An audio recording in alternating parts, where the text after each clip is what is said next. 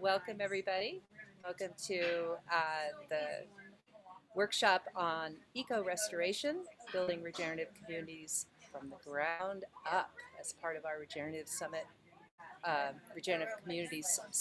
And I have been really looking forward to this panel. Out of all the workshops we've been doing and hosting, have all been great. And this one has been especially exciting for me. Um, and even more so after getting to hear John Liu at our plenary panel on Sunday, who was very generous with his time and shared a lot of really inspiring, um, a lot of inspiring things. I just really felt so much more hope for humanity after listening to him.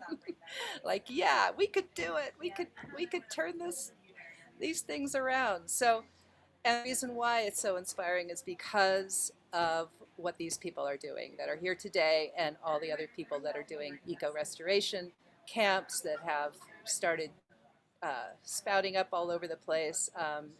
We have six people from different camps to share about their experience and details about their camp.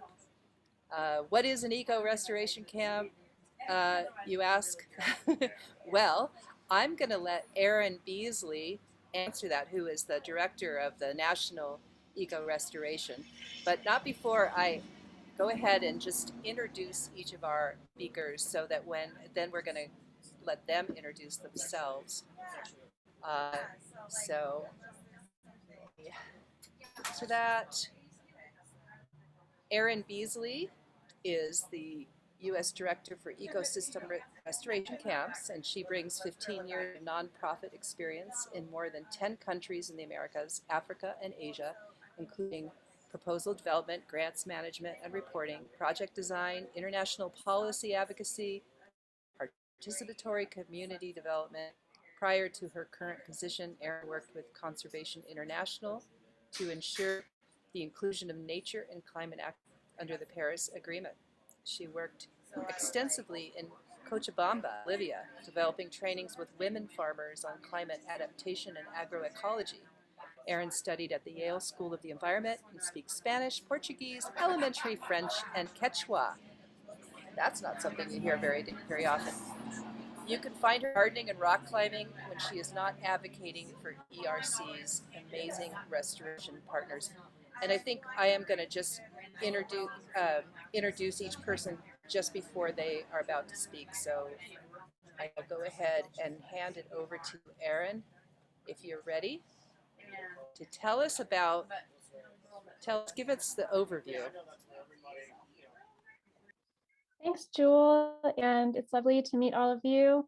I see some familiar faces out there in the audience and some new ones. My name is Erin Beasley, and I've been working to support ecosystem restoration camps since 2017. I first served on the board in Europe, and in the past 2 years, we built out more organization and presence in the United States.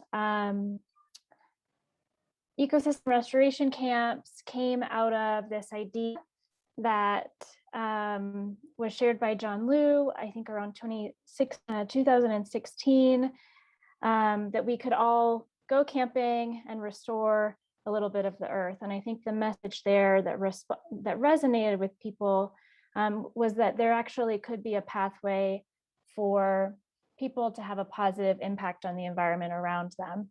And I think that that was a message that was exciting to a lot of people, to reimagine the relationship between humans and the earth in a time of such social crisis and environmental crisis. So as the momentum for that concept grew, a group of people got together and started with one site and really focused that energy around one place in Spain, and went through a process of figuring out kind of what are the main components that would go into a land-based effort that's focused around restoration and restoring and recovering and rehabilitating ecosystem services on agricultural lands, on protected lands, on private lands, public lands. through that experience in Spain, we realized that we really wanted to take, as an organization, an approach that recognized the existing work that's already being done around the world for ecosystem restoration. And so we looked to build a network of partners to make sure that those sites and camps have the support, the technical support that they need, the financial support that they need, that there's an organization that can help to amplify those stories around the world of the really essential practice that these camps are doing, as well as to partner those sites with the volunteers that allow non-experts to get involved in restoration activities. So we really have this core pulse and identity to find ways for regular people to get involved in restoration. So here today, you'll hear from a couple of the camp partners. Many of them already doing restoration related work are before this network, and hopefully will continue to do so long into the future.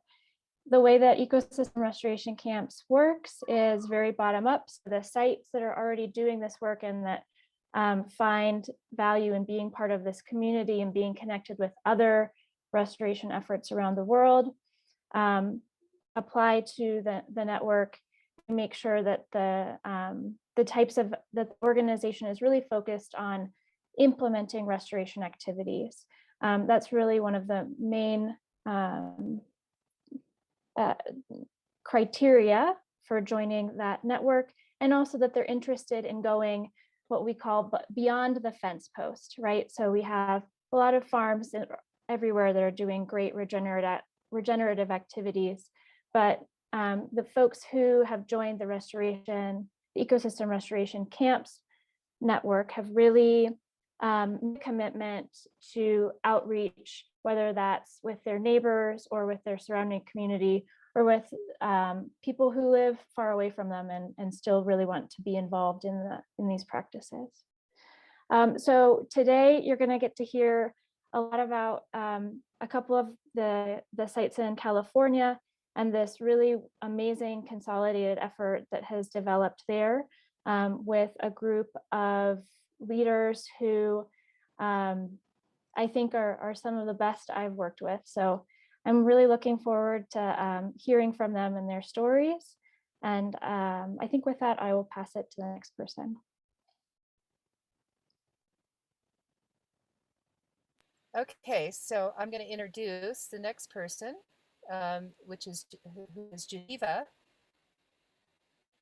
Geneva Sorensen was born and raised in, Geneva, I don't know if I'm going to say this right, Machuta Maidu territory, known as Paradise. And she comes from a big, loud, playful Mormon family. Her passions are around healing our relationships with ourselves, each other, and the planet.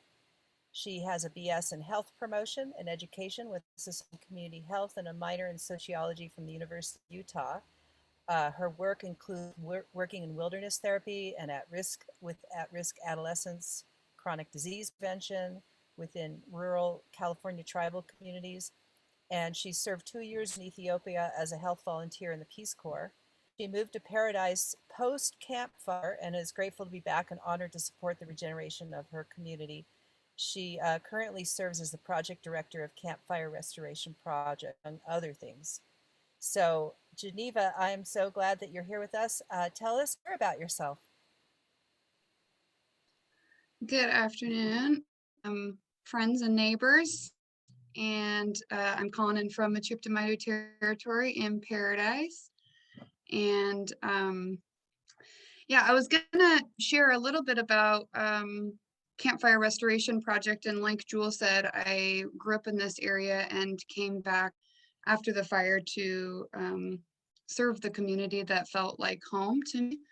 And like Erin was talking about, I certainly don't consider myself an expert, but I am a passionate individual that gets rid of some of my hopelessness by taking action in small ways, because there is just so many things that are challenging in the world right now.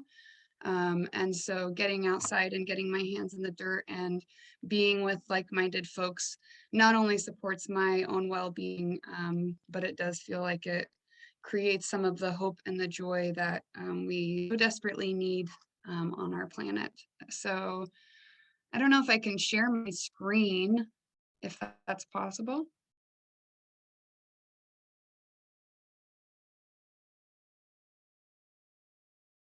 Maybe. There you go. Share screen. Okay. Oops. I'm not a tech whiz, so. Okay, let's see here. Play. Can you see that? Okay. So the Campfire Restoration Project, or Camp Paradise, started in the wake of the campfire. There was a lot of support that was happening for the people that were impacted by the campfire, but there was a need for, or a desire to support the environment that was badly burned, not good fire in most of the places, but pretty destructive fire. And so a group of passionate individuals got together and started this project. And our vision is to joyfully cultivating harmony with humanity through nature and to demonstrate regenerative community, inspiring our new human story. And our main approach is by cultivating and building relationships, offering education, providing restoration-based resources and educational videos, and sharing models that are maybe different from our typical hierarchical or patriarchal or systems, or using TEK, traditional ecological knowledge, or permaculture, et cetera, as ways to approach the work that we're doing both internally and as an organization and externally. And so we started with the camp model that Erin was talking about. Instead of being a single piece of land restoration, though, our approach is throughout the campfire burn scar, and as our county has been impacted by wildfires again since then, we are providing support to sort of our county and the fire impacted communities and areas within our county as those unfortunately continue. And because of COVID, we've sort of paused the camping, intimate multi-day approach, which we did do a couple of those in the spring of 2019 and fall of 2020.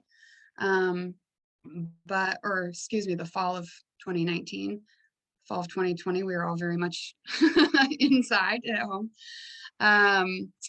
And over the past year, I'm just going to share some of our accomplishments. And I just want to put a shout out. There's some people on our team here. This is certainly something I could not do alone. I have been so well supported by a group of very passionate, motivated individuals. And through our collective work together, we've been able to accomplish a good amount of things. So over the last year, even amidst COVID, we moved to smaller individual workshops that were mostly for local individuals, really wanting to inspire your kind of normal homeowner and how to be in better relationship with their land. And also, if you're not a landowner, providing opportunities for you to come out onto the land and learn skills to be in better relationship with the land and to work to restore it. So we either planted or gave away, almost 4,000 trees to over 550 property owners, and about 50 of those properties were public spaces, which included fruit trees being planted that are accessible and available to any community member, or also, could be on a public space that those that don't own land could also enjoy and be a part of. So we've recruited a whole large amount of volunteers, including CAL FIRE firefighters to plant fruit trees, and we've done them in old churches. And so really wanting to try to put our efforts out into the community. We responded to the bear fire. One of our first actions post campfire was putting out compost socks or wattles around burn structures that had toxic materials and had the potential of polluting waterways. And we were able to use what we learned from the campfire and implement that post bear fire. And actually our efforts have influenced some of the environmental emergency responses post fire. So like Cal OES now does do this, and the California Conservation Corps put out some of these wattles, and we were able to distribute some additional wattles. And so knowing that our sort of small action has led to a lesson learned that is now being able to get implemented in future emergency responses for the environment has been pretty encouraging. And then this is sort of a blast because I couldn't make a slide for every single one, but some of the other ways that we've done education, I'm sorry, this is a very busy slide. But we've also wanted to make sustainable education things with COVID. Not everybody is either physically able or, able to come out in person. So we've done live stream and created educational videos that are on our Facebook page and on our YouTube channel so that anybody can learn from these things. We installed the first gray water system in Paradise. They actually had it all written out, but they didn't even know that it was written out. And so just by us investigating it, we're helping to promote policies that were already in place that are in support of the environment or helping, conserve water or reuse water in our very drought affected state. Again, we held 2 ecosystem restoration camps. That fall 2020 date is wrong. Sorry. And then we've also been working with Allie Metters Knight specifically, who is a local Mechoopda tribal woman who is teaching traditional ecological knowledge and holding monthly plant walks in which she's teaching folks about keystone species that live in this environment and how do we increase our relationship or improve our relationship with them so that we can better protect them and understand what those uses are. And so these are just some of the things that we've done this past year, but our approach continues to hold workshops to help educate people.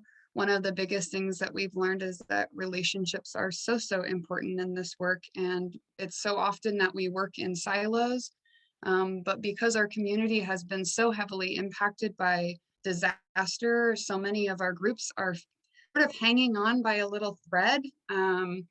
And so it's almost out of necessity that we join together to support each other's work and understand what's going on.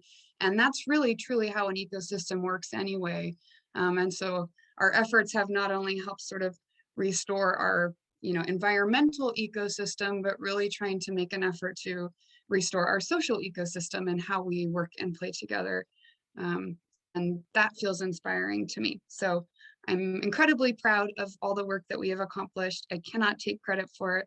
I think Susan and P are on this call, who are both ladies that have supported this work. But yeah, there's just a little cap of what we've been up to and what we're doing and the work we're trying to get done here. Well, it's never done. It's ongoing, and that's great. Thank you, Geneva. That's amazing. And I will stop. There we go. I am definitely planning on getting up there to visit you. Thank you for that info and looking forward to hearing a little bit more. So the next speaker is Canyon. Are you there, Canyon? Just making sure. Canyon is a Coyote woman, Sayers Roots, and please tell me if I pronounced that correctly. Her bio is she is a creative artist, ever inspired by nature and the natural world. She makes a difference in the lives of others by sharing her experiences and knowledge about California Native Americans. She has the gift of a communication, starting conversations about decolonization and indigenization, and challenging herself to utilize this gift to deliver powerfully effective messages for others. Her personal mission is to contribute towards the goal of global education with emphasis on promoting the understanding of the relationship between humanity and the natural world. So, Canyon, the floor is yours to tell us more about you. Mishmin Tuhis, Connercott Canyon, Coyote Woman, Sarah's Roots. I come from Indian Canyon Nation, and we are, I was inspired. I'm trying to be like, what am I going to talk about at the end? What am I going to talk about? I am so excited to announce that we are conducting cultural competency courses. And it's because I want for community to recognize that there are so many layers to truth and history, and it's so very important that we acknowledge that. So a lot of the work that I've been focusing my energy on happens to be around cultural sensitivity, cultural competency trainings. I am CEO of Canyon Consulting, a consultation firm dedicated to bridging the gap, Indigenous and contemporary value systems. So that puts me in unique environments where we can bring in these understandings that if we learn to and lean to Indigenous pedagogies, we can strategize sustainable futures. Now that plays into how we honor and acknowledge Native land. It plays into how we recognize the systems that we are present in. So I also am co-chair of Coast and Indian Research, which is been a nonprofit that my mother has maintained, and we're fixing it up. So pending, and by the end of the year, we're going to be good again. However, planning more programs. Historically, many of the programs have been storytelling gatherings, field trips, and lately I've been working with SuddernOakLife.org and Santa Cruz Permaculture and Starhawks Permaculture Circles and Ecosystem Restoration Camp, community circles, and up and coming camps, of which we host walking the land and stewarding the land, bringing in traditional ecological knowledge as well as contemporary strategies, and also reminding some of these permaculture circles that we need to be accountable to where some of these pedagogies and teachings come from. Where is our cultural humility and our cultural competency? So weaving together many of these instances. Indian Canyon is federally recognized Indian country and needs a lot of love, and we are grassroots, correcting our nonprofit window of time now, and we survive off of that. And I want to also aid those who are interested in like off the grid living systems or tiny home. I'm building a not so tiny home, and we are still in the we need assistance fundraising and or building out stage, as well as off the grid internal infrastructure stuffs of tiny home stuffs.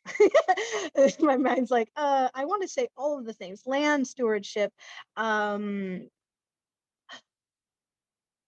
indigenous botanical restoration, stream clearing and stream restoration, as well as the cool words in the fire community, dominantly fire prevention, or there's, all the fun words that CAL FIRE uses or some of our permaculture circles use or things.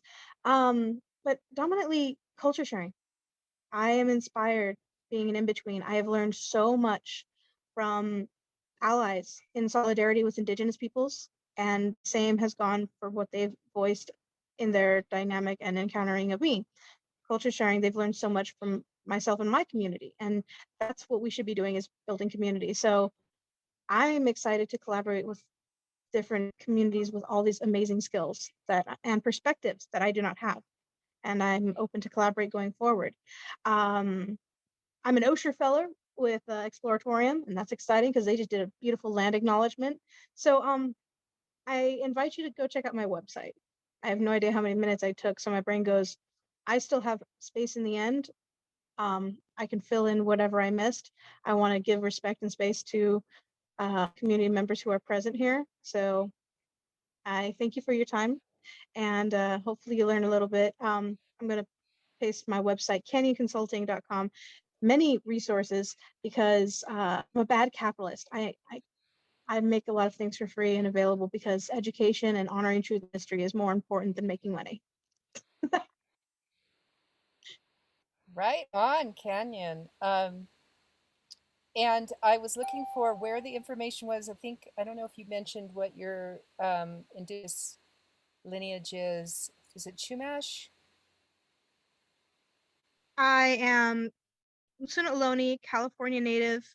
So Mutsun Ohlone is my matrilineal, and I also attempt to honor and acknowledge I might have Chumash ancestry, but I'm delicate with how I announce it because I'm still learning. And a little bit of Mohawk ancestry and Euromut. So I'm quite mixed, but California native is the fastest way to announce me. Right on. Okay, thank you so much. And we're going to hear more from you a little later Yes. when you're going to speak about how these camps center Indigenous practices. So Yes. but let's move on to the next, to introduce the next speaker, who is Leo. And Leo Lasher, I hope I'm saying that right. Leo, with his partner Ero Gorski, has built an evolving reclaimed wood business, ecosystem restoration camp, and lifestyle rooted in permaculture ethics and regenerative right livelihood, relinquishing dependence on fossil fuels, yay, and other outdated systems in a mobile, off-grid, inner-sufficient, purpose-centered life's work. Leo stands for a future that we all need, born from choices we make now. I love your bio, Leo. So handed it over to you and tell us more about yourself and your camp. Yay, thank you, Jewel. Yes, it's quite an honor to be here. Very exciting. Let's see, so we started out several years ago. Arrow and I have a reclaimed wood business called Good News Wood Salvation at goodnews.eco, and we'll put that link in the chat.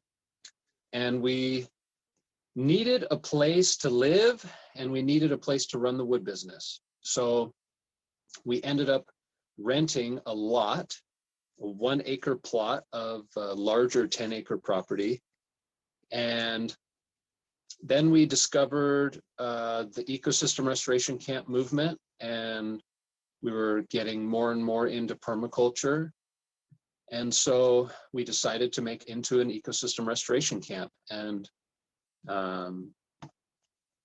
like it said a little bit in my bio there, we're off grid, so we have a solar photovoltaic system and a backup generator that runs on biodiesel.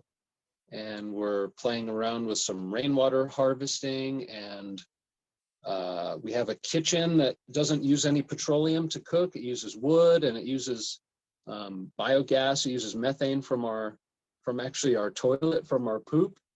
And what else? It uses electricity from the solar system, and that's a very exciting project. And then we have planted a food forest, a bunch of fruit trees, and a lot of our vehicles use biodiesel, and we're really devoted to getting off of petroleum. We started recently building this bathhouse. It's this bathtub that runs on, it's heated by wood, and we have a great workshop there. And due to our nature as renters, everything has to be semi-mobile. So there's 5 of us that live there full time, and we live in trailers, and Arrow has a great converted box truck, and we kind of center ourselves around 3 aspects at Eco Camp Coyote. We have events, and we do projects, and we are a community. So we've had something like maybe a half a dozen events now. There's something like quarterly or biannually, and those revolve around education, action, and fun. And they're just such great places to meet people, and they're accessible, and you can come whether or not you can pay. And it's not just education, but we really do action. I think Arrow will talk a bit about our projects. And if you're in California, we're actually helping to plan an event at Indian Canyon where Canyon's spot is. We're going to be doing fire mimicry and gleaning some insights to traditional ecological knowledge. And we'll be which is a collectively owned asset of the California camps. And then we're going to be having, so I'll put a link to that in the chat. And then we are going to have an event at our spot in February. So check out our website. And what would you like to add? Yeah, thanks. And hi, I'm Arrow. Well, one thing I want to say that's just central to our work at Eco Camp Coyote is, like Leo mentioned, we have our reclaimed wood business called Good News Wood Salvation, and that's the vehicle that allows us to be able to do this stuff. And really, it's about identifying the open loops in the capitalist culture that we live in. And we're just south of Silicon Valley, so we have this incredible abundance of resources that are being thrown away. So we're really passionate about salvaging. Almost everything on our property is used or scrap material.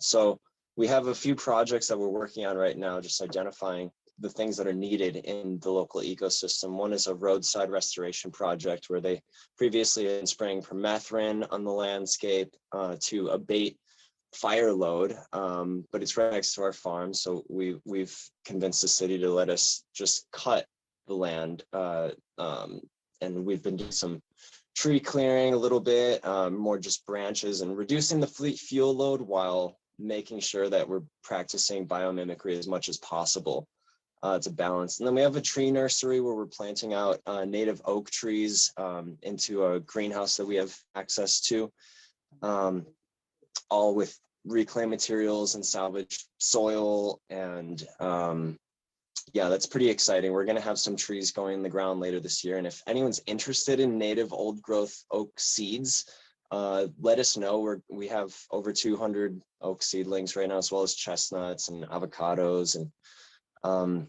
loquats. And then another aspect is, as far as the salvage thing, is we rescue food from a local organic market that throws away so much food. And so we've been able to leverage our work as Eco Camp Coyote to show folks like that we're something, and we have a farm and we compost. So we get all this food, and we mostly eat. Our produce comes from this, actually, and then we donate the rest to local homeless shelters. So yeah, really central is just identifying the open loops and closing them as much as possible, and just being responsible with resource uses. So you can find us more at ecocampcoyote.org and goodnews.eco. Thanks, Arrow, and maybe you could put that in the chat.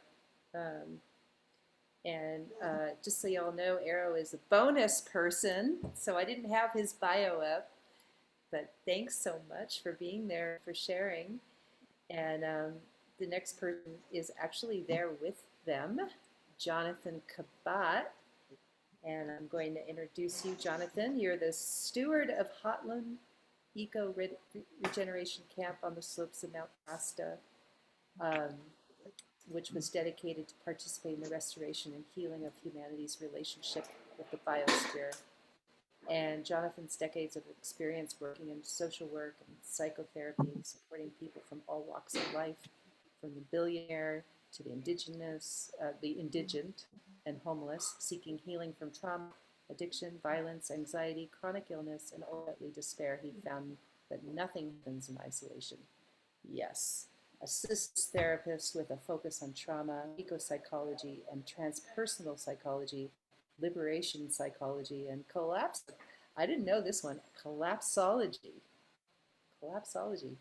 Jonathan dedicated his life to practices which revitalize our relationships with ourselves. And I am so happy you're here, Jonathan, and to tell us a little bit about your camp that burned. So the floor is yours. So Hotland Eco Regeneration Camp comes out of a 15-year quest of mine that I was inspired on an early morning meditation saunter or walk along a river. And it just came to me loud and clear that my purpose was to support people in what I called at that time contemplative practice in nature. And it led me to the study of eco-psychology and modern rites of passage, and ultimately this desire to support a location where people could develop a deeper connection with the rest of the more than human world that we tend to separate ourselves from. And I got a lot of information about what was possible, but I didn't find anything that was quite possible. And it became, pretty daunting to try to find a location. In particular, I wanted a location that was close to the wilderness. And then I was encouraged by Lauren Bond to start looking again for land. And immediately this land popped up that I had seen years prior, but thought nothing of. Didn't even realize it was privately held land. And within 4 days, purchased this, put in an offer on this property, and then became really well aware of how large of a project it was to have 120 acres, that had been impacted by timber extraction for well over 100 years. Hotlam is an area that is on the slopes of Mount Shasta that is unceded Shasta territory. The Shasta were genocided when the miners came into the Shasta Valley and up into Southern Oregon. And this particular piece of land was given to the railroad as a, bequeathed by the government to build the railroad. And they decimated the old growth forests there, and it hasn't recovered still. There was some slight recovery on the location we're on, and it had another timber harvest about 25 years ago, which was incredibly impactful. And when I took the property over, it came apparent to me that the most important thing we could do was to try to reduce the fuel load on the property. It had become a tremendous brush field.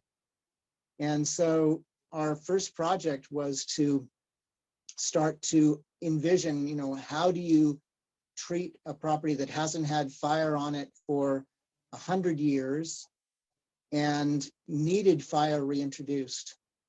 In the meantime, the pandemic happened and we had a slowdown of not hosting any camps. Luckily, John Liu came and visited with us for some time, and we kept dreaming and visioning without a lot of external influence.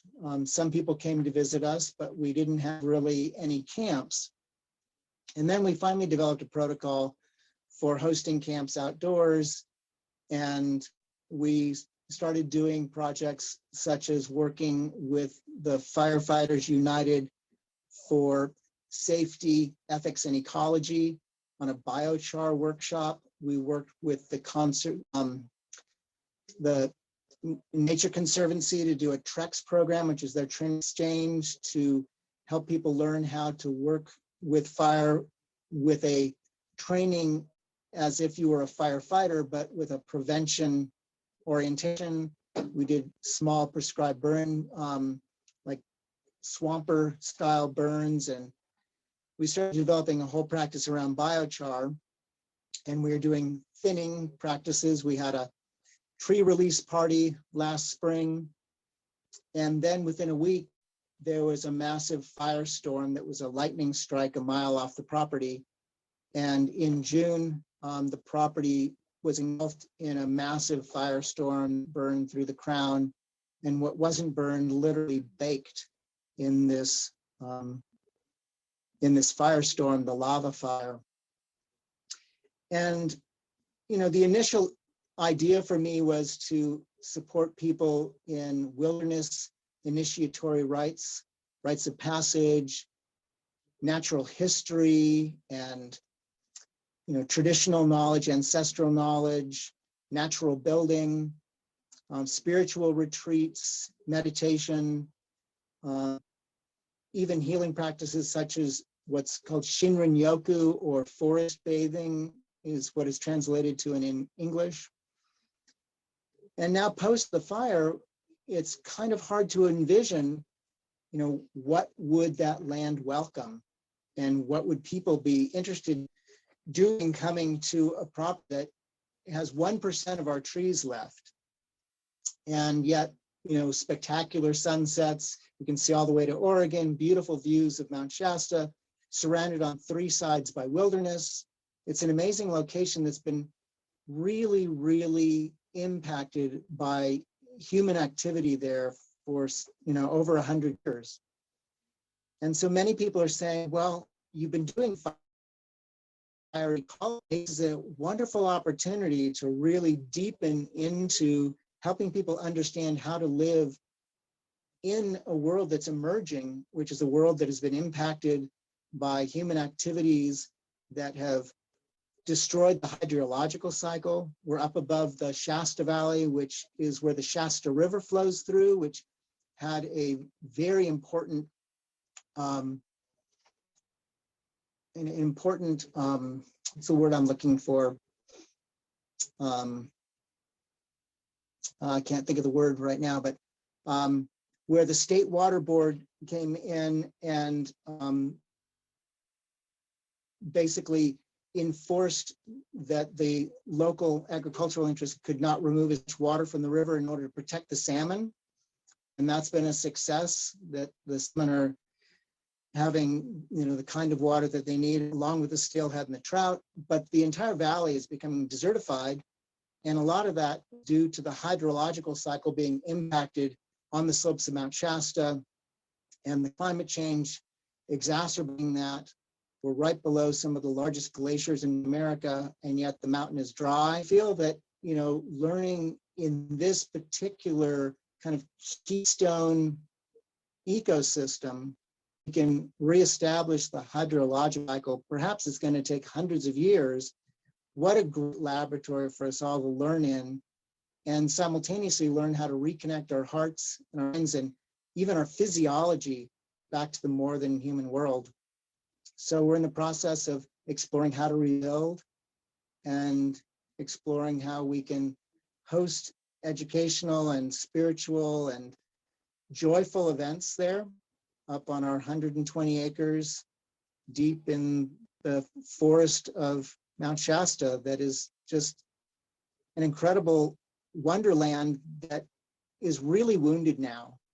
And so our next event is going to be on the 30th of October, where we're working with the Work That Reconnects and Joy for Hard Times, which is the work of Joanna Macy and Trebby Johnson, and doing a ceremony and ritual on grief and reconciliation. It's a day long, and we'll be up there with, the ecosystem that has been impacted by fire and is also re-emerging. When you see the bushes and the flowers that are coming up just after a few months, it's really heartening and it's devastating simultaneously. And so if we can hold that grief and that joy at the same time, I believe that we can become more human. Beautifully said, Jonathan. Thank you. Yes. And Joanna Macy is a huge influence on transition, by the way, if you're not aware of that. We're actually hosting her this Friday. And so for that evening. And Yeah, her co-author Molly Young Brown is going to be leading our workshop on the 30th. Fantastic. If you could link to that in the chat, that would be great.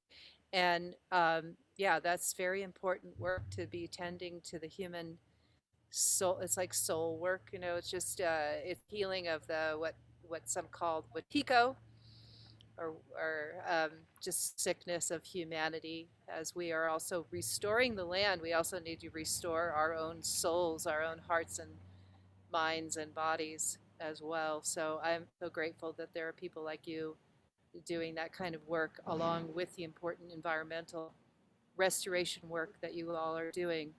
Yeah, it in fact, I'd love to hear more about how that's all integrated in each of your camps. But I think what first wanted to hand back to Canyon I was going to ask you all a question about what you find to be one of the bigger challenges, and then also some of the inspirations.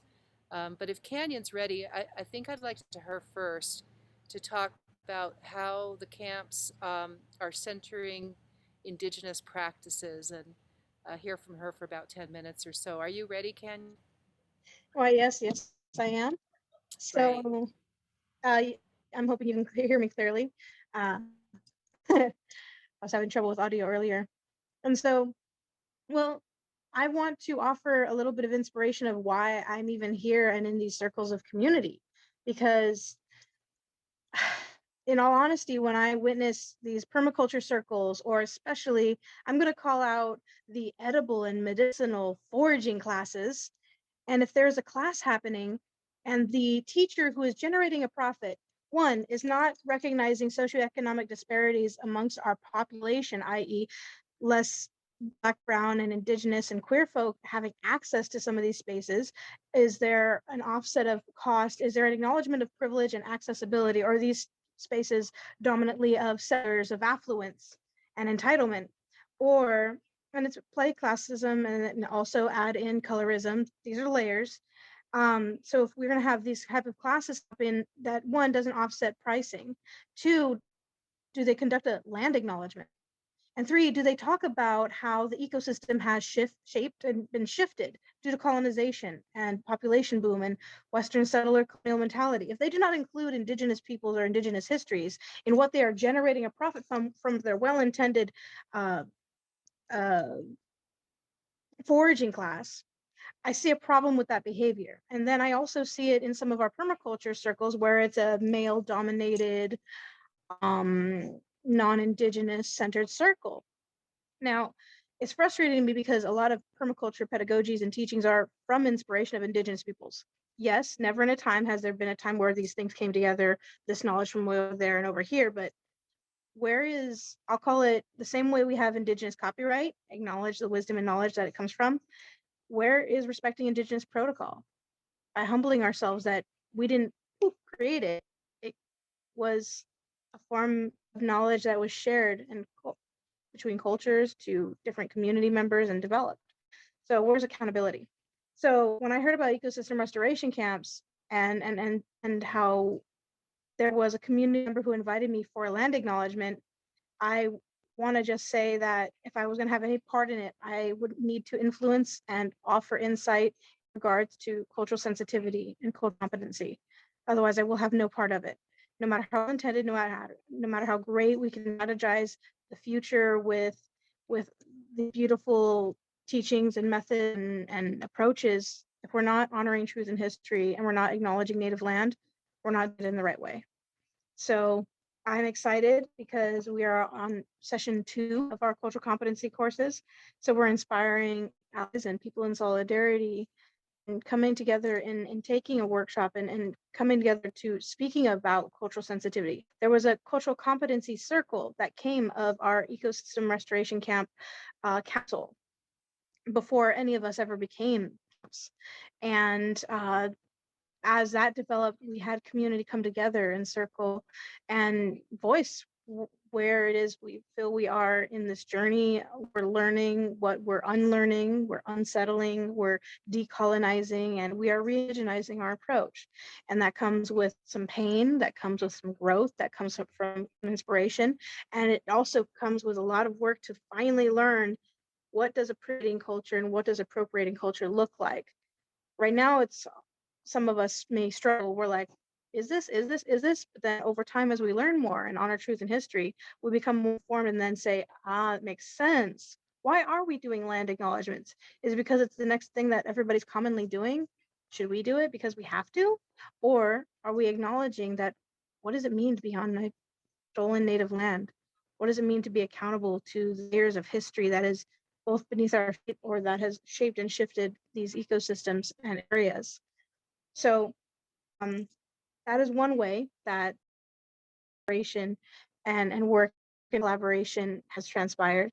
However, I am involved in a few circles and excited both to be benefiting from some of the work of, as well as collaborating and offering services and work towards directions of community. So the kitchen, the shared asset, that was really fun to strategize and highlight it in ways that we can benefit each other in community, can be tapped in and utilized for emergency purposes as well, not just benefit one circle or another circle. It can help and go around, so it's not just a created asset or something for the fields and then not potentially be utilized or be available to be utilized.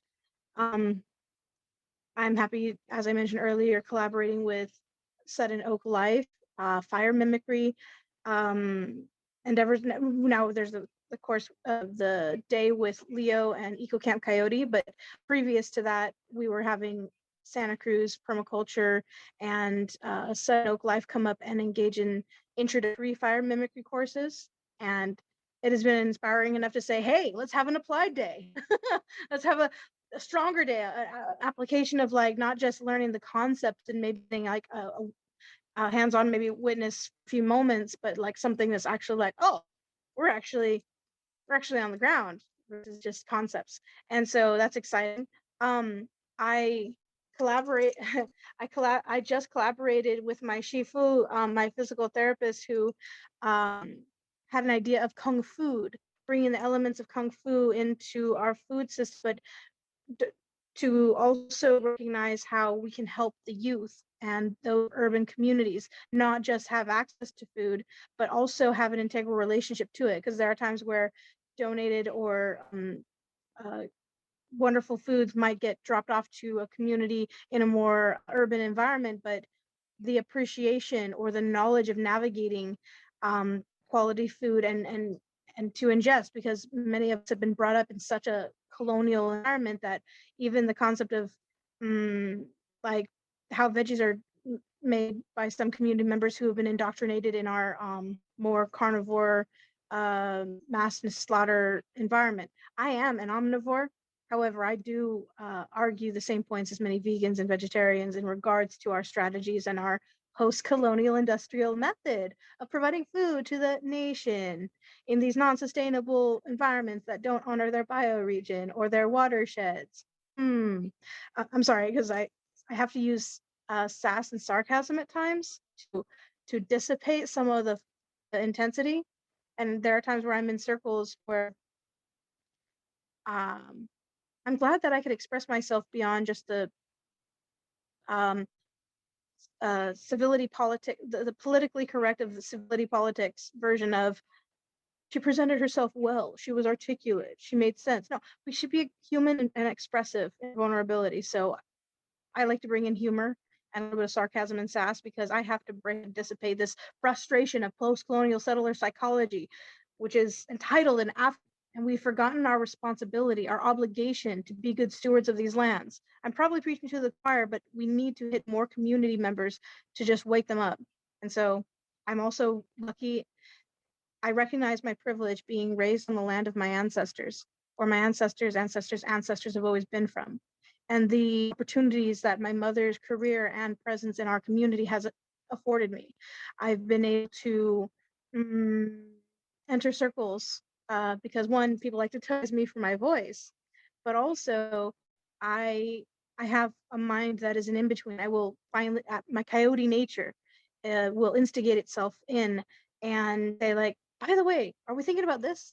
And I finally am speaking out. I imagine I was an introvert.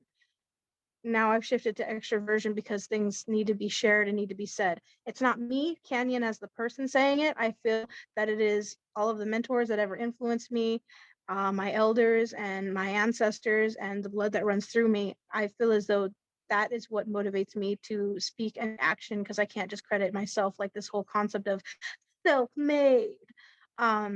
So in saying that, I want to point out that I recognize my mother's legacy has afforded me many opportunities and responsibilities. And through that, I attempt to impact the community that I work with. And ideally, we build community, not just one-offs of like, hey, can you come and sing at this event? Okay, bye. Or things of nature that we actually establish community and actually have these uncomfortable conversations and sit in some of the uncomfort of these things, because fragility has steered us for so long. So I want to point these things out and why important it is and how important it is.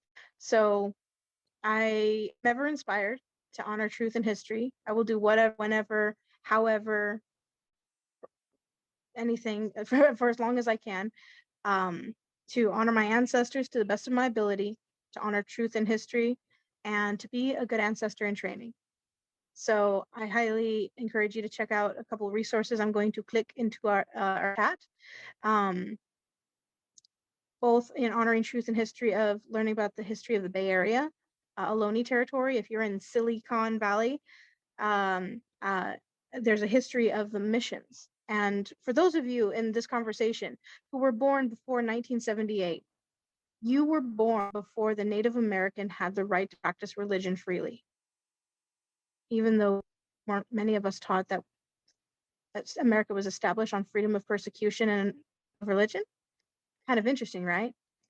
I highly recommend that we take steps to learn as much as we can about what it is that we've not been informed, what it is we don't know, because that shapes and shifts how we see the world. To be more empathetic, to hopefully be exposed to more layers, and it might be uncomfortable, but it's highly recommended if you want to go forward in a good way. Honor the past to shape the future.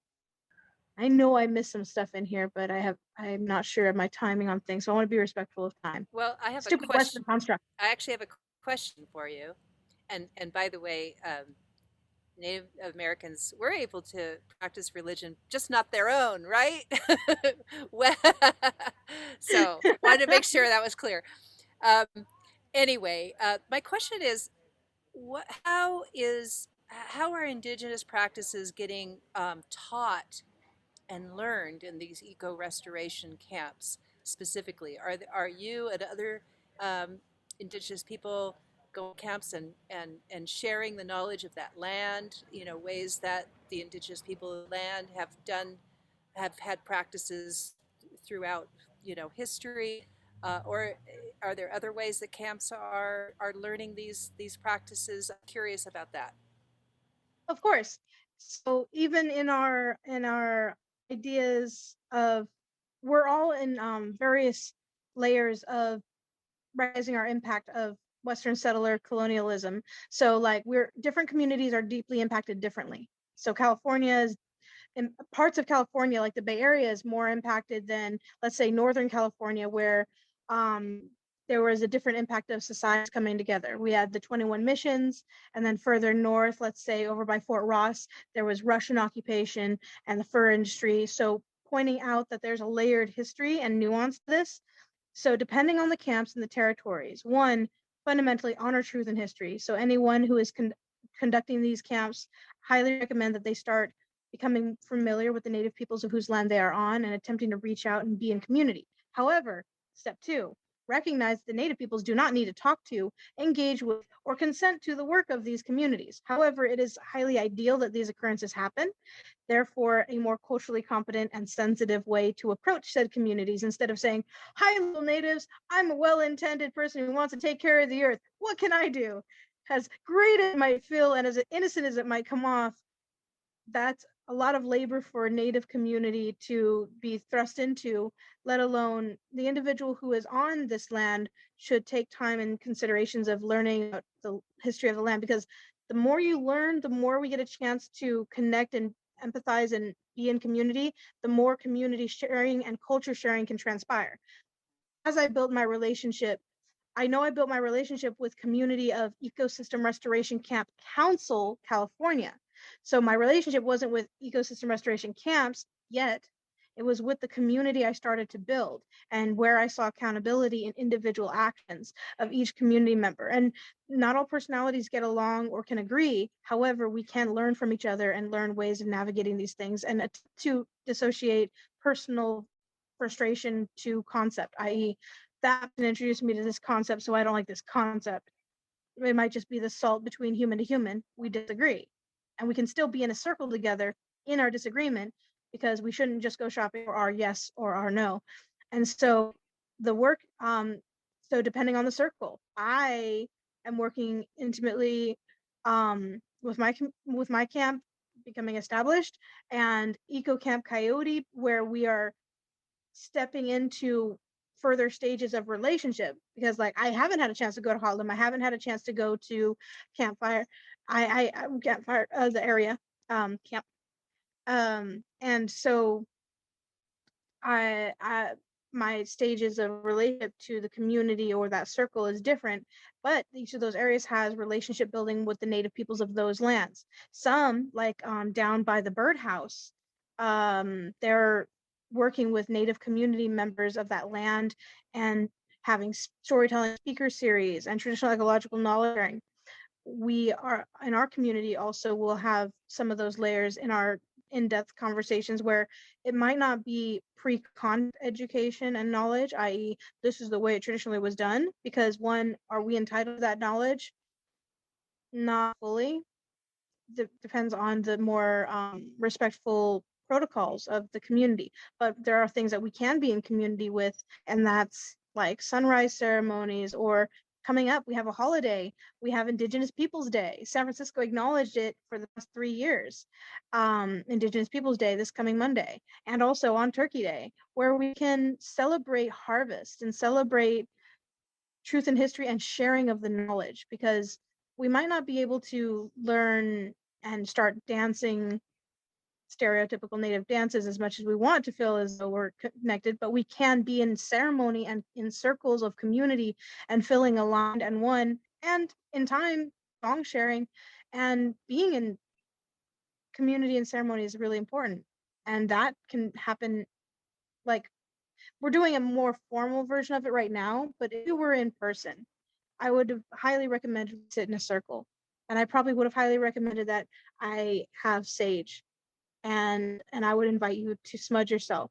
And that is a partially pan-Indian approach, of which I also educate on the healthy dynamic of it and the unhealthy dynamic of what pan-Indianism has done to our communities. So I talk about that too. So, but we would be able to ground ourselves with plant medicine and then set our potential intentions and be aligned in that moment. And so therefore we would be in community and we would be in ceremony, and that would be part of that sharing opportunity. So it depends on the community and the circle and the territory. So I can't speak for the other ones, as I haven't been in their relationship dynamic of reaching out to Native peoples. And some of them may not have heard back from the Native peoples of the land. Doesn't mean they stop talking about truth and history of that land. So don't exclude the Native peoples if the Native peoples don't have capacity or means to immediately prioritize your circle's needs and conversations. We are not entitled to other people's time, energy, or presence. We need to check ourselves on that. So yeah. All right, Canyon. Tell. I love your real.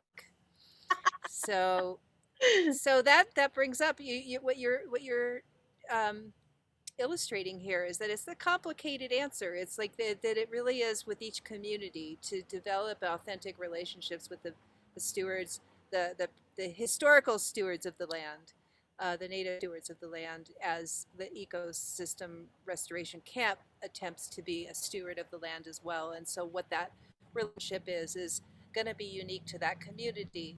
And so I'm wondering if maybe some of the other people here, panelists here, may be able to speak to that a little bit, maybe what their experience is in doing that.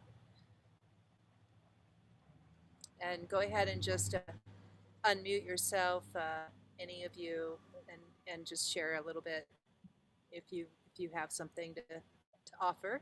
And if not, we'll go to the next question. And please, people, put questions in the chat while we're talking, and I'll either speak them or I'll have you speak them, depending on our timing. And while one of you hopefully is going to share, I also am going to put John Allen's. Somebody asked for his link. He's not here. He was going to be one of the panelists. He's the one that's doing the urban camp. So I'm going to put him in the chat so you know about him. So does anybody like to share about their process around connecting with Indigenous peoples in their camp?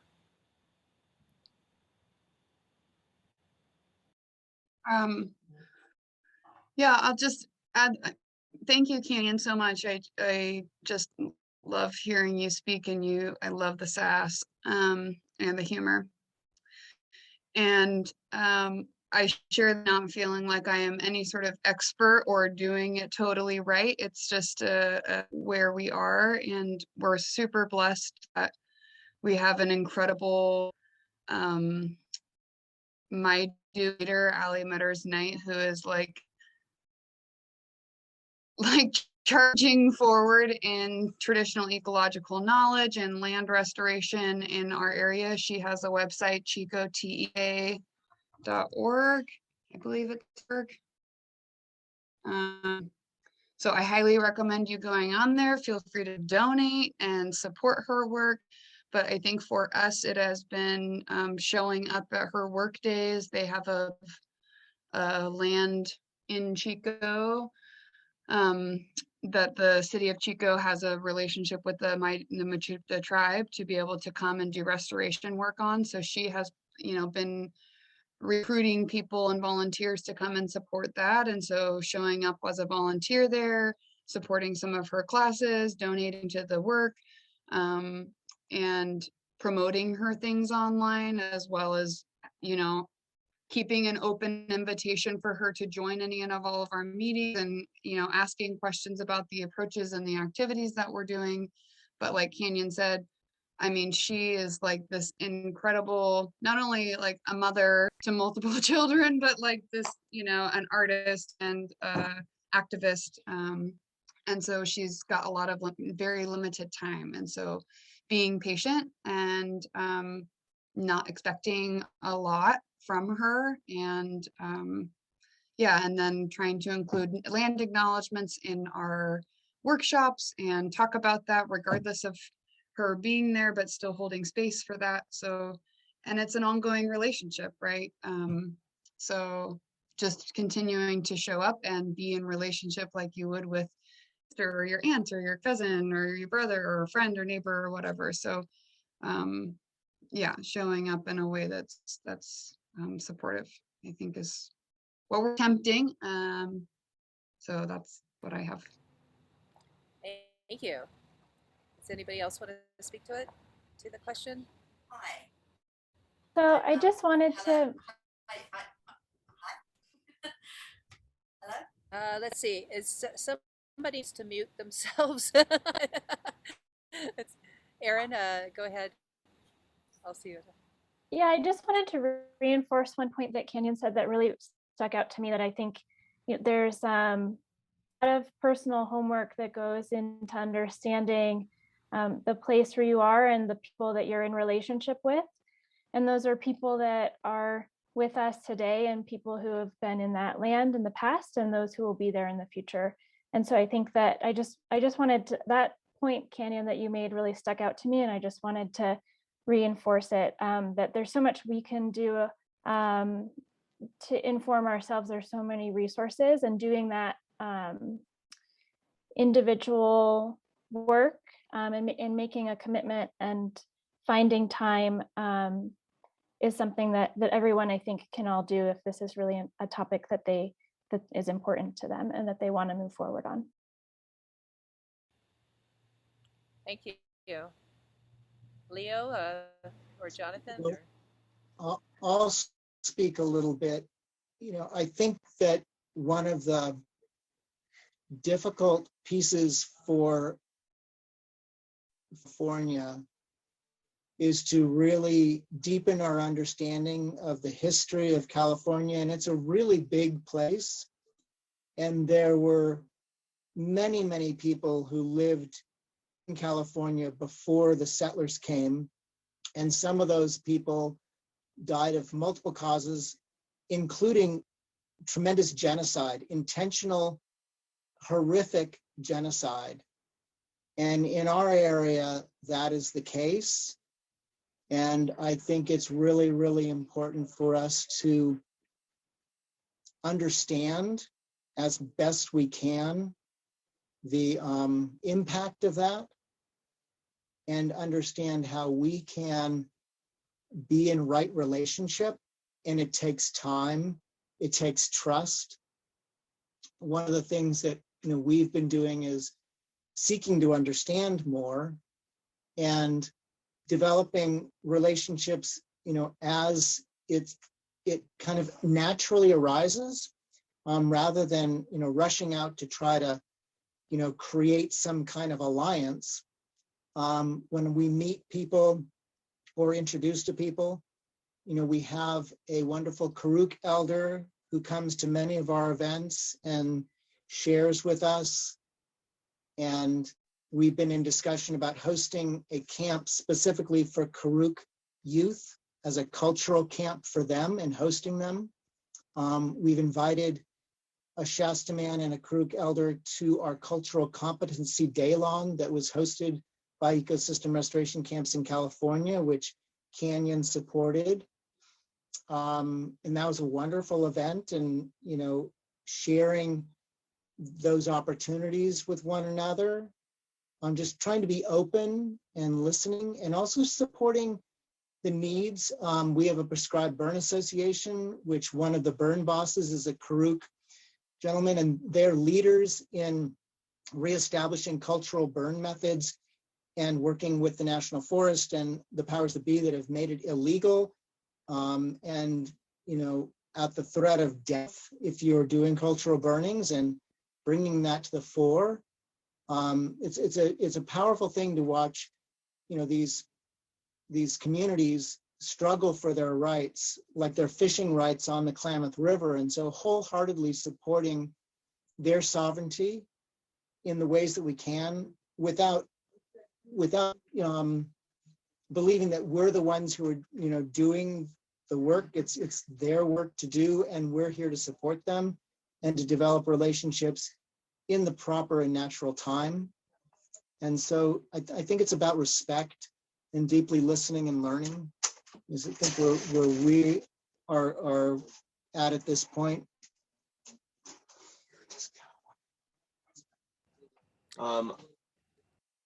Thank you, Jonathan. I could speak a bit to some work at our camp.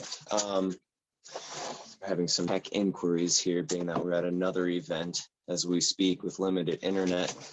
But we're on the land of the Ohlone, specifically the Matalan band, and we have been working with Canyon specifically, and as a sort of to grow that relationship. The event that's occurring at Indian Canyon next month is something that Eco Camp Coyote and Canyon have, and of course Sudden Oak Life have been collaborating on. There's a lot of work to be done, and I think I could leave it at that, but I did just want to name the people of our land, the Ohlone, and specifically the Matalan tribe. Thank you, Arrow. So, does anybody else want to say anything about this question about how you're integrating Indigenous practices into your camp? And if not, then I will go on to the next question. Okay. I see Jasper there with her tail. So, I have so many questions, and I'm sure people that are listening in have questions too. So I just want to encourage people to put their question in the chat. And meanwhile, I'm going to ask you all if you could share a little bit of maybe one or two of the biggest challenges that you have in the camp. And I'm wondering, you can either speak to this or not, but I am kind of curious because we have so much degraded land everywhere, and I know ecosystem camps are there's more and more popping up, but like how much land does a camp attend to? And like where the burn areas, I mean, how many camps are we going to need for like to restore a whole burn area? Like even this last summer we had two of the biggest fires ever in California. How many camps is that going to need? I don't know if I'm asking the right question, but that's what's coming up in my head is like just logistics of like, how many camps are we going to need to restore the earth? I guess we need to all become a camp ultimately. I'd love to speak to that. I have little tiny 120 acres. And it is surrounded by a burn scar that is 26,000 acres, which is quite small in relationship to the kind of fires that we're having in the Western United States and around the world. And there's, what is it, like 880,000 acres in the one particular forest, the Shasta Trinity, that is in my area, that is experiencing hundreds of thousands of acres burning each year. But the other aspect of this is it's not just about fire. The areas that are not yet impacted by fire have been impacted by inappropriate management and extraction of trees from the forest and impact of road systems and placer mining and all kinds of other ecological impacts beyond fire. This is a really large problem. And John Liu was addressing us at this particular workshop this morning and was talking about needing literally millions and millions of people showing, around the world at camps and having thousands of camps around the world. But I'd also like to say that I truly believe in a grassroots movement and that this needs to become the new culture of humanity, but that we also need to have the support of large land management organizations, whether that is government agencies like the Bureau of Land Management and the Forest Service and the Department of Ag, or whether it is foundations and nonprofit organizations, Indigenous tribal communities, all sorts of different organizations need to be collaborating. And so I'm seeking to collaborate with the National Forest that manages not only the wilderness behind me, but the plantations on either side, which they have not been able to manage for over 100 years. So even the National Forest Service is having a challenge in my area. I think it's a collective, collaborative process. Thank you, Jonathan. Oh, go I do ahead. want to add, when you sell many, I think it should be a combination of as many as possible, but also strategize strategic hubs. So at least there is hubs of areas where people can go to learn. And the size of them, I don't think it should matter. I think it should be per the capacity of that community. Some spaces may not have land, so they might have a site-specific store or a workshop front or a urban warehouse-like environment where they could host little workshops and then connect to community who then become part of a network of which then we start partnerships, collaborations, and engagements of going out and benefiting the land somehow, or coming in and educating our community somehow, a space that stewards land its own area, but also partners and helps neighbors, or like, because I'm seeing that already here in our neighborhood.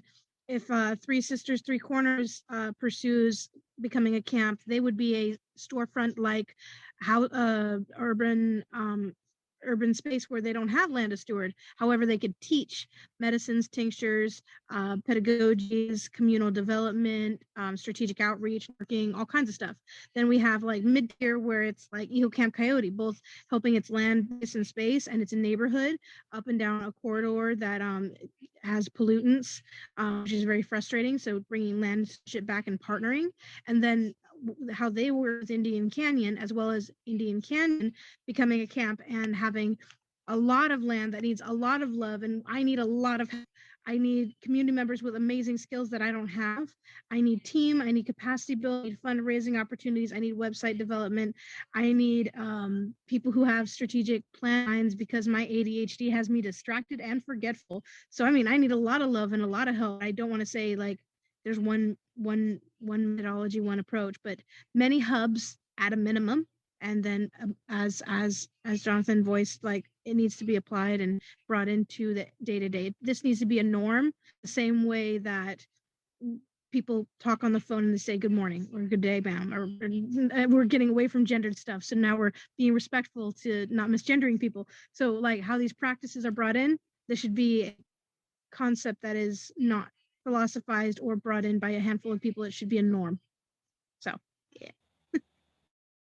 Thank you, Kenyon. And I'm hearing in what you just said that like that is one of the challenges, just the capacity that you each have. And I guess maybe that's why I asked that question, because I was going to ask what each of you felt like were some of your biggest challenges. And I was imagining in my own head if I came into a camp and I just looked at all the land and I would just feel overwhelmed, like, oh my God, how am I can possibly restore, endless miles of land. And so that was just that was why I asked the question. So if you have any other challenges, uh, please go ahead and share. Unmute yourself. Yeah, I think it's just it's important to name that, in our area at least, private companies, particularly Sierra Pacific Industries and the Forest Service and the BLM, own most of the land. I mean, they really own the large majority of the lands. It's individuals that are motivated that have access to land are usually small acre lots. And so in terms of forest management and health, it really isn't up to us as the individual. I mean, like Jonathan was saying, it's about building relationship and talking about land management practices. And I think that there is really a role for anyone and everyone, and it could be like what Arrow and Leo are doing. It's like these extractive processes are happening because there's a demanding consumer base, right? And the ways that we consume and the ways that we use and travel and eat and buy are all impacting what's continuing to happen to the degradation of our planet, right? And so I think there are actions that we can take by not owning any land, that can help support or mitigate or reduce the impact that we're drawing down, and we know that in our Western culture, we are the greatest consumers, right? And so really there we have a lot of power in our individual choices, consumer practices that can impact the environment. And then I think, for us specifically, it's like we're working in this area, but like Campfire Restoration Project, we don't have a single piece of property that we are working to restore. And honestly, Mother Earth is incredibly regenerative on her own, and she does do a lot on her own. It's about, the way that we live in this world and in relationship with this world. And it's not only just about planting the tree, so I think there's a part of that. And then just as a slight positive spin, our neighbor fire was the Dixie Fire, which, was encroaching on almost 1 million acres of burned land. And, really in our area, Butte County, there are a lot of incredible, knowledgeable experts, like Don Hankins, who's a Miwok traditional burner who, not like the Burning Man burner, but prescribed burn. And he works at Chico State and has been doing burn crews, and Zeke Lunder, who a lot of people follow in Good Fire for prescribed fire. But I drove up Feather River Canyon and was actually slightly hopeful in the terms of a lot of that fire was good fire. It was burning a lot of the underbrush that is so needed. And, humans, the indigenous folks of this land, did work in relationship with land, right? There was human impact, but it was a human impact that had a positive impact on the environment as opposed to a destructive impact on the environment. So humans are an integral part of a fire ecology space, like we are a part of this ecosystem. It's not about a separation of things, and it's about our actions and what the impact that those have on the environment. And so, no offense, smoke there, but like this, like no fire is bad, put it out the forest fire, don't let it burn. Like that is why we are having, or one of the reasons why we are having these mega fires, in addition to drought and other conditions. It's very layered. But some of this fire is good. And like in our community, it's a little bit, maybe can be seen as pessimistic to stay. Like, we're just waiting for our other forest rich communities to burn. It's not a matter of if, but it's a matter of when, because the land is so overgrown. It's like there's so much fuel and the conditions are so dry. And so knowing that and trying to practice good fire, and know that that's a part of things. And so like at the Dixie fire, there's some spots that are definitely charred, like burnt landscape, but there's also a lot of spots that are green and it didn't burn the canopy, so it wasn't a full million acres, right? So I think just really trying to think about what do you have capacity to do? I have the privilege of being able to volunteer a lot of my time to try to organize these things and work on these projects. And I know that that's not everybody's ability, right? And so just trying to figure out what we have control over, what we have capacity for, and take the small steps, right? It can feel so overwhelming to think about like restoring the entire planet, but I think so much begins with restoring our relationship with ourselves and the small environment that we're within, and how do we kind of start embodying that in our small ways. And that makes it feel a lot less scary and a lot less daunting. And I know it's like, it's not fast enough, but it's like inaction is definitely slower. And so just trying to kind of hold that, right? And the more people that do get involved and you don't have to feel like an expert, it's just, you are a steward of this land because we are beings of this land, right? And so that is our responsibility, to be in relationship with our habitat as an animal here, and promoting those things. So I'm getting out of breath and feeling like a little nervous, so I'm going to stop. But well, that was awesome. That was awesome. Thank you. That was really helpful. Kind of just putting it within context and really, you guys are kind of like this.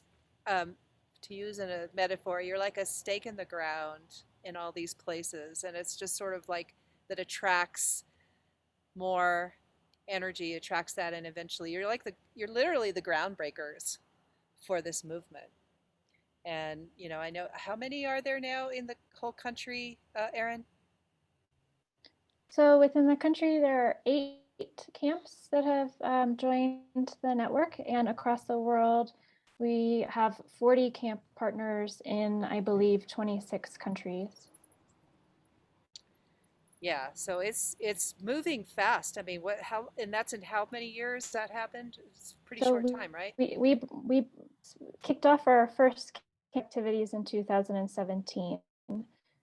So we are on a pretty quick growth, and we're really getting that because we're recognizing the work that's already been happening, and we're really trying to make that visible so that people can see it, feel inspired by it, get involved, and support it to happen. Yeah, so that's not very much time since 2017 to have that many camps already, and it's probably going to exponentially grow as more people hear about it and more people are seeking ways to decolonize themselves. And what better way to do that than living in a camp that's trying to reconnect with the earth in this way? So Yeah, I'd like to say that we have many camps, but we can use a lot more volunteers. And you don't have to live at a camp to be a volunteer. You can come and visit. You can come for an experience. I host small groups, and then we have larger events. There's even volunteer opportunities where you don't even have to go to a camp. We have some volunteers who are doing amazing work behind the scenes. So we really need people to join ecosystem restoration camps, become a member of ecosystem restoration camps, and come and visit, come and tour around. And there's new emergent camps that are not yet official camps, but they're doing amazing work that we're also partnering with.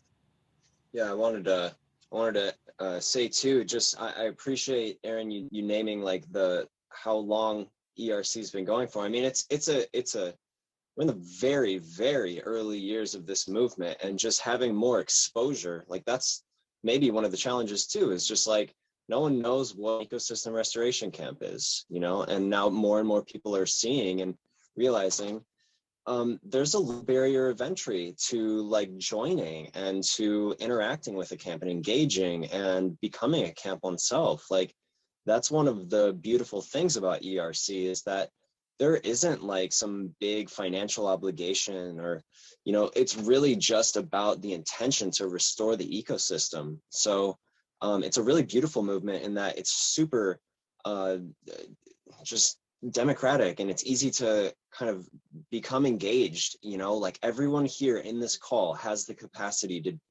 either partner up, and of course Transition Network is so aligned with what is happening in ERC. So, you know, I'm glad that this synergy is occurring, because there's like, you know, each one is kind of this, it's sort of the same thing that we're working towards, which is, you know, a human ecological relationship that's in harmony.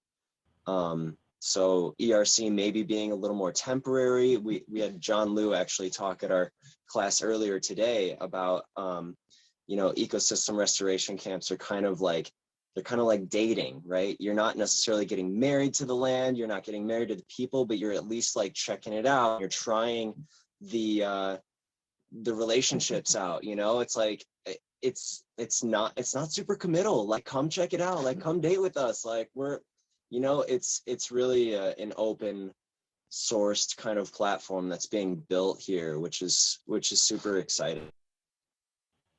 And I could add a little bit Cool. to your question, Oh. Jewel, about the challenges. You know, I think we have a lot of the challenges that any young organization or organism has. We're this little sprout, and if I look at the camps, it's kind of a thing of capacity. You know I feel that way when we're planning an event.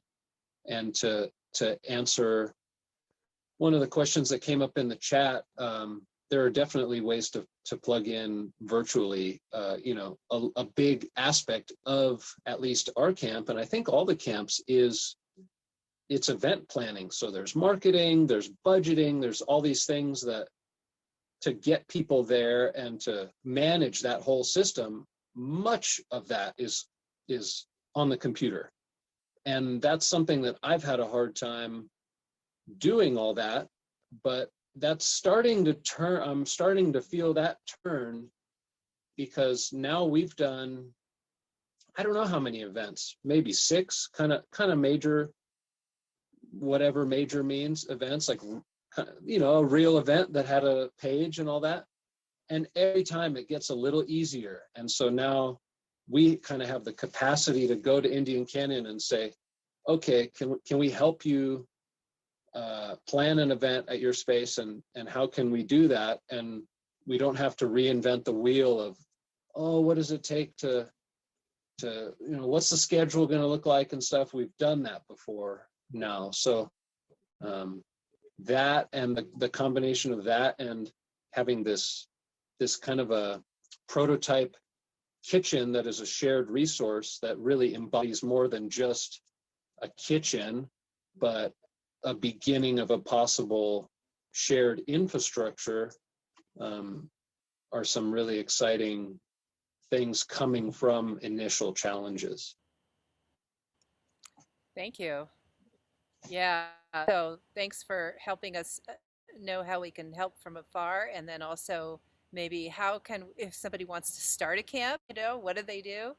I am also noticing we have about 15 minutes left. So there's been a couple questions in the chat about land back work. Maybe Kenyon can speak to that and just integrate that into this conversation in some way if it's relevant. And in terms of its connection with the camps, also maybe land trusts. You know, I don't know if anybody's doing anything around that.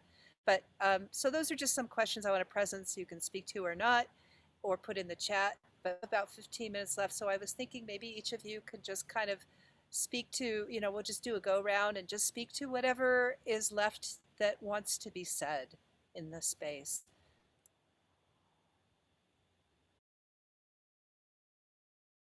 And maybe we'll just start in the same order, is that, if that, or you could put popcorn, whatever. I was just going to pump in and jump in what I'm trying to say.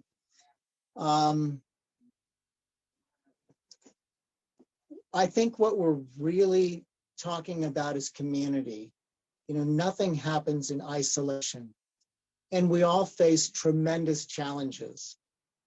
And many of us who are dedicating our lives to this are living relatively alternatively in order to dedicate so much time and effort to these projects that feel sometimes insurmountable, but it's possible because of community. And I'll give an example, and I'm choking up here. That I walked off of Hotlam as the hand crews were arriving, marching up with their hand tools and chainsaws, and the engines had arrived, and the sheriff was calling me saying, get out of there. And I'm seeing this huge black cloud of smoke that's tens of thousands of feet towering over, moving toward us. And it was impactful. In a place that I had learned to love and tended for several years, I kind of knew was going to be completely devastated. And who came to my aid was my fellow camp members. You know, the phone calls from Geneva and Aaron were so supportive.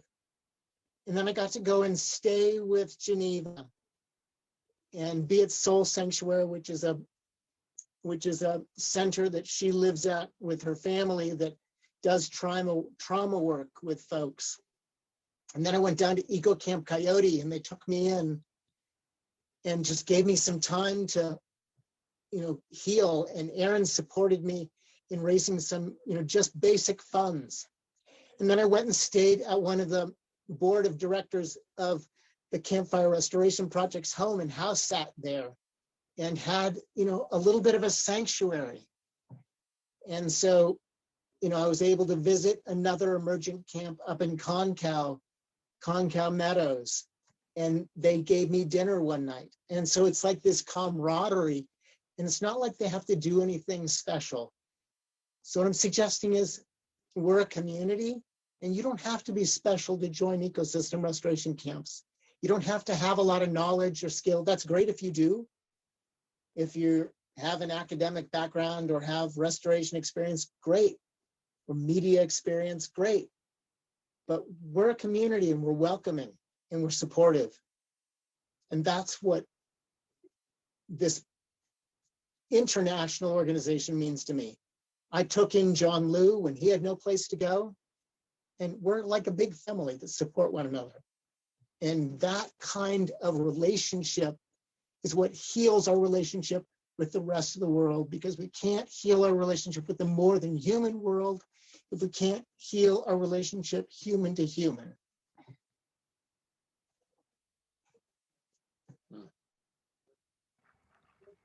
All right. Whoever wants to go next, thank you, Jonathan. That was very moving. I don't have anything really specific to say, but there are a number of the ladies that are supporting me through Campfire Restoration Project on this call, and I just want to name them: Susan Dobra, MP Hieronymus, and Stacy Ware, and Kelly Myers, and then Ellen Farmer, who has helped organize us in California as a collective group of camps throughout the state of California. She's done a lot of work.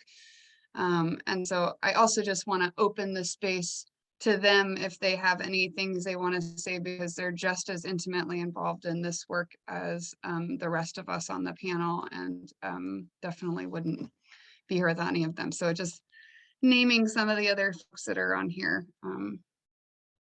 Yeah.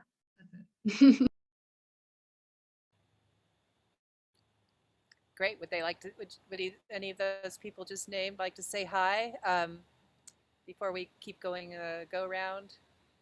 Just or maybe at the end if you're feeling shy. Why don't we just do the go round, and then with whatever time we have left, we can chat with participants. So, Canyon, would you like to? Is there anything that you feel like still needs to be said into the space?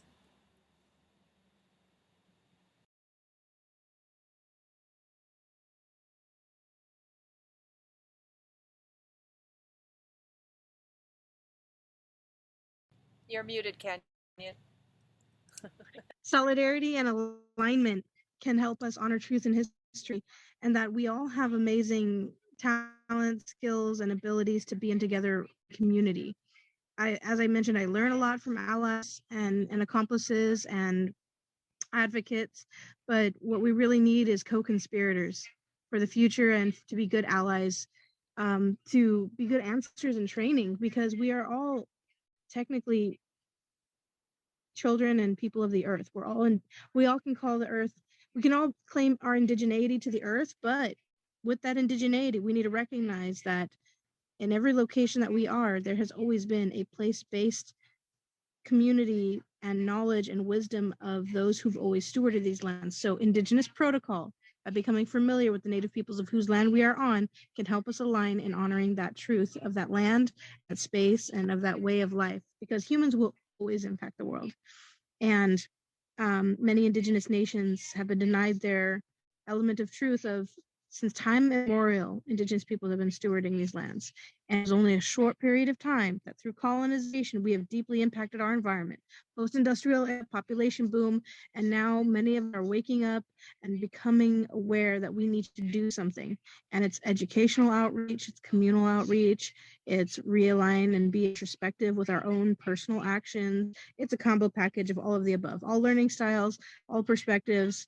It just need to approach this. So this is just one layer of perspective of inclusion and accountability, humility, and reciprocity to being in this world. So I'm grateful to be alive and grateful to be in community with you all. So come message me. I need a lot of help with Indian Canyon. We got cultural competency courses going on. I like to connect people all the time. I need help, capacity building, all that fun stuff. So I would hope anyone with some cool skills can join me on my journey. And I hope to join you in some of your projects. Yay, thank you. Aaron.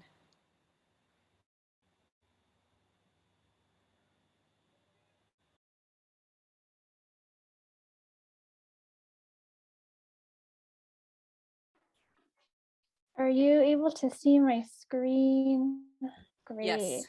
So while I make some finishing comments, I think that the images from the work that we do really speak a lot to the amazing people and the activities that happen on the land. So while I make my comments, rather than looking at my face, I want you to get a chance to see what some of these actions have looked like across several of the camps that have spoken today. And my main comment to finish this conversation is that if you felt moved or inspired by things that you heard in this conversation, I would really invite each person to take the time right now to write down one thing that you're going to do once we finish our conversation here. I think that transition of inspiration into action is really essential. And that's a leadership that all of these camps and all of the people who have spoken, I think today, have really shown. So I would just think about what that one action is. Do you want to make a donation to one of these projects? Do you want to send an email to find a way to match your skills to some of these activities? Do you want to connect with a land-based project that you know is close to you and bring that project into conversation with the ecosystem restoration camps movement? Do you want to go to a camp and get your hands dirty? And what camp do you want that to be? I think there's an action in this for all of us, and I hope that the conversation today has helped you to see what that action might look like for you. So thank you so much. Especially, I'm always so inspired to hear from the people who are involved in this work. It's the best work to be doing. Thanks, guys. Thanks, Aaron. Did everybody get a chance to speak a final word? I'm just double checking here if that wanted to. I I just will want to say say real quick. okay. Well, that was really really sweet, Aaron. We haven't been home for a while, so nice to see some pics of our home space. Just my last mantra that I've been going off of lately is skill up and build community. And I think ERC is all about that. So I'm really grateful that this is occurring and look forward to more cross-pollination with transition. Definitely. Yeah, and you can email us if you want to help with Eco Camp Coyote, or we have an email list. So I will put our email in the chat. It's ecocampcoyote@gmail.com. And come to the event at Indian Canyon. I know the three of us will be there. When is that again? Yeah, stay informed. Remind. That is November 12th through the 14th. And I'll put the And I would just like to say thank you all for being here. You know, we don't do this alone, and having all these people interested in this call and being on the call, it says a lot to us. Thank you. Thank you. And I want to personally invite all of you and everybody listening. The way you can see where I am, you can see the mountain background. Isn't it beautiful? The next session we have, Canyon, by the way, you'll love this. We're going to be talking about what it means to be to decolonize ourselves and to become indigenous to the earth, what that really means, and the ways that we respect the land that we're on, just as you spoke to so eloquently. So we have a 2-hour session after this one in 1 hour at 6 p.m. Mountain Time, 5 p.m. Pacific Time. And so join us for that if you'd like to dive deep into that subject with our speakers. But Canyon, you're just amazing. Everything you said, all of you are amazing. I'm really inspired by the work that you're all doing. And I'm going to show up at your camp. Maybe all of them, but definitely I'm going to show up at the Paradise Camp. So do the people that you mentioned that were here want to say hi? We have a couple minutes left just to show their faces. We could give them our gratitude. Hi, it's Susan. I wanted to just say thank you to everyone and say that, when it's going on 3 years ago that we lost our house in campfire, our neighborhood, our town, and I never imagined that it would lead me into such incredible work with such incredible people. It was a good wake up call for us. Climate change is not in the future. It is here. We are in the middle of climate crisis, and it can really be overwhelming unless you figure out that there are things you can do about it, and that there are good people who want to do it with you. And so thank you to all of you for being part of that. Appreciate it. Peace. Thank you, Susan. Hi, thanks for the great program today. I'm sorry I got here late and missed a bit of the beginning, but it feels regenerative in me, to hear you all and see you all, some of whom I recognize and some who I recognize by name only.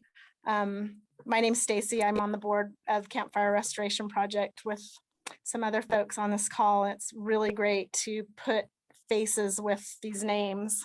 But yeah, just sitting in gratitude today in rainy Chico. Thanks. Yay. Was there anybody else? I see Andrew, I see you have your hand up, but I just want to double check. I know we're almost out of time. I want to double check. Was there anybody else that you mentioned, Aaron, that is here?